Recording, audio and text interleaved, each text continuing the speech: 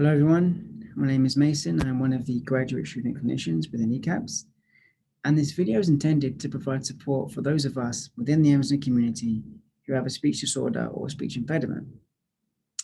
Now, I myself have had a stutter my whole life, and I'm hoping that this video will also be helpful for those who experience challenges with fluency, resonance, or articulation in their everyday lives.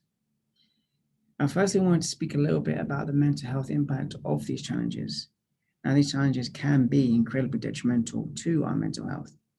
And I think a useful way for us to think about this is by using the analogy of an iceberg. So for those of us with speech impediments, the tip of the iceberg, the part that is above the water and visible, is our actual speech.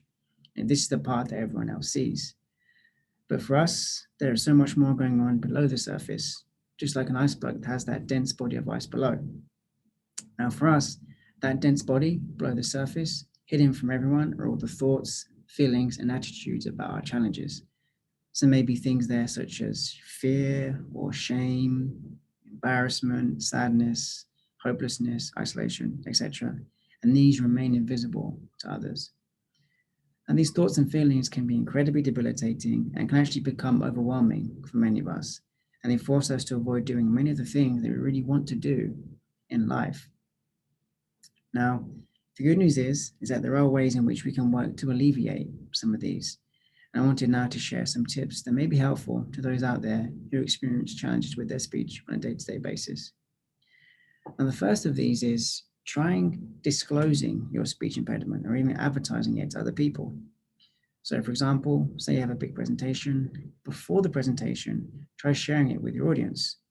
Now, I will say that this takes a lot of bravery, a lot of courage, but a lot of the fear and anxiety that we have around our speech can be rooted in that desire to hide our challenges from other people so that they potentially don't judge us. Therefore, if we tell people about our challenges, we can alleviate the fear of people finding out as we talk. Now, if you're willing to be even braver, you can even purposefully mimic your own speech impediment. So for someone like me who stutters, this would involve voluntarily stuttering when I'm in speaking situations.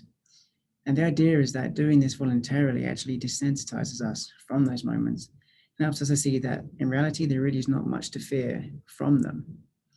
And mimicking your own challenges on purpose can really liberate you from the idea that you must be perfect when you speak, which in turn can reduce the fear and anxiety that many of us hold when it comes to speaking situations. So next, the thoughts and emotions beneath the surface can also take us out of the present moment when we do communicate, meaning that we aren't truly connecting with others when we speak.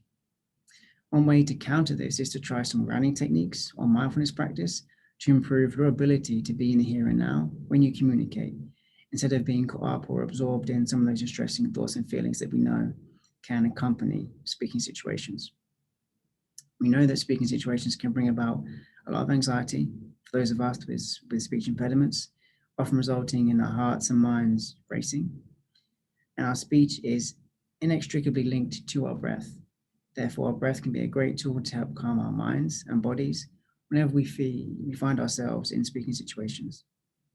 So try slow, deep breathing from your stomach, really focusing on elongating the out breath or the exhale to calm our bodies and mind before or during our speech. And then finally, no matter how hard we try, for many of us, there really is no quote unquote cure. By attaching to the idea that there is a cure, we often get ourselves into trouble, particularly on those days in which our challenges are most severe, most problematic. So with this in mind, try leaning into and accepting it as part of who you are instead. And dropping the struggle with our challenges and instead embracing them can be a great way to change our relationship to them and lift some of those distressing thoughts and feelings.